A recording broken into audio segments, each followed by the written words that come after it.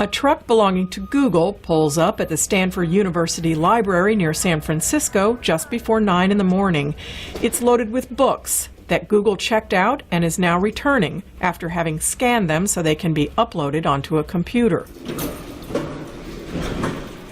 Once the truck is empty, library workers load it up again with more books to digitize. Google Books Director Daniel Clancy says the company's goal is to scan up to 40 million books. Google said our mission is to organize all the world's information. In addition to Stanford, the University of California in Berkeley and the University of Michigan have signed agreements authorizing Google to scan their books. Stanford librarian Michael Keller says the initiative can give new life to obscure books. What happens when you digitize these books and make them accessible on the net is that they get a lot more use. People can find the stuff. 10 times more use than formerly was recorded. Silicon Valley attorney Gary Reback represents the Open Book Alliance, whose members include Microsoft and Amazon.com. He warns even though Google may start out not charging for access to what it digitizes, it may eventually impose big fees to use its online library. It's not a public library, it's a private library.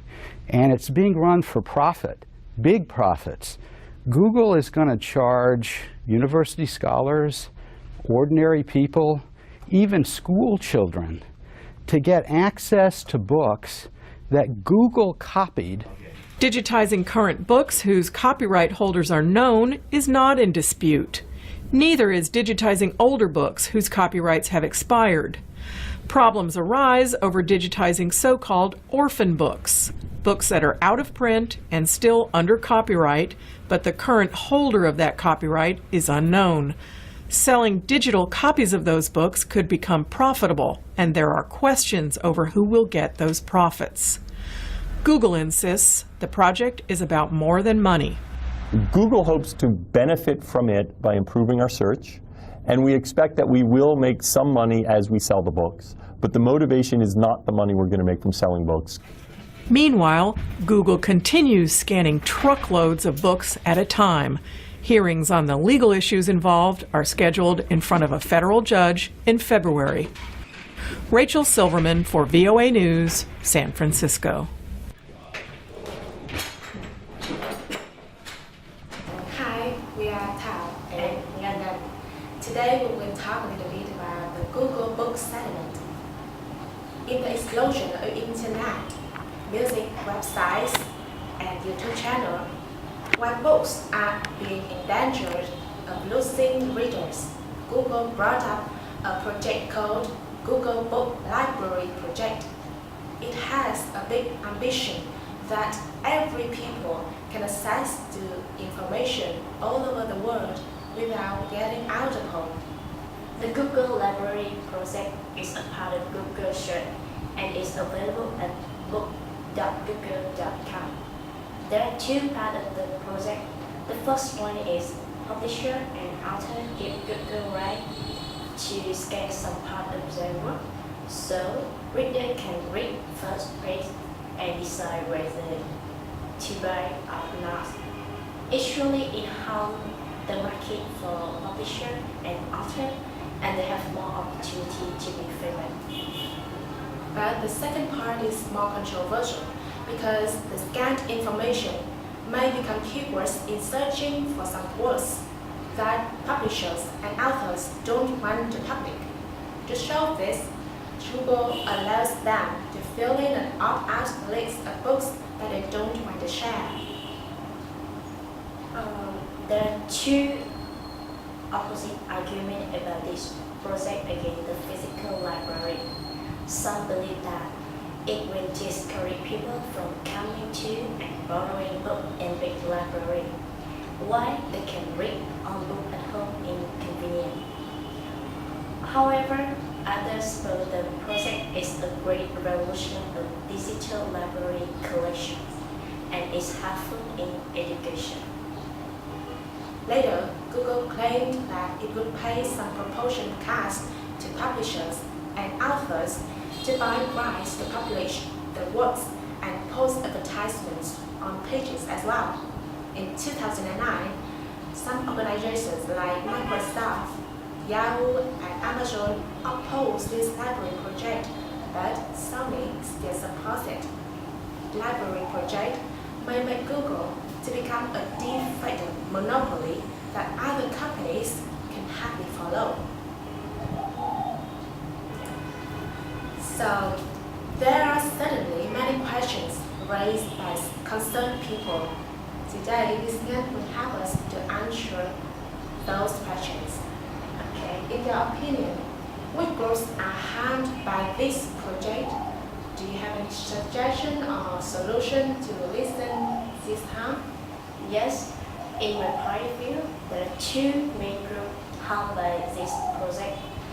One is publisher, and the other is the author. And I have some suggestions that they should, for Google, they should give monetary compensation to the book publisher, and then they could pass on the earning to the author. A fair payment structure would have to be worked out between Google and the publisher of the copyrighted book being indexed. So why are Google pursuing this project? What is benefits? Yes, as you know, the main goal of Google is to make digital library, and they want to increase their trust. Also, they want to have more advertisement. Last but not least, they want to dominate the market. Yes. It's interesting. If you are a librarian, would you support this project? Why and why not? Yes, it's an interesting question. If I was a librarian, I wouldn't support this project because it poses a threat to the existence of physical library. And physical library is where I work, and I want to I make acquaintance to it, and I want to feel more, that it's they are like my family, one part of my family, so I want to, yes. Okay. Some firms like Amazon, Yahoo, Microsoft oppose the library project, while some firms like Sony still support it. What do you think about this? Yes, it is easily to understand because for Amazon, Yahoo, or Microsoft, Google is a trade.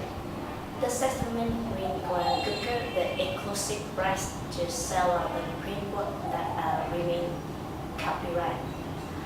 But for Sony, through an agreement with Google, they gain access to more than 500,000 ebook titles for their readers. Sony are looking to challenge Kindle sale with a version of their ebook reader, the daily edition, that can download titles within a one-link connection. Do you think that the library project will result in a de facto monopoly? There will be some other competitors?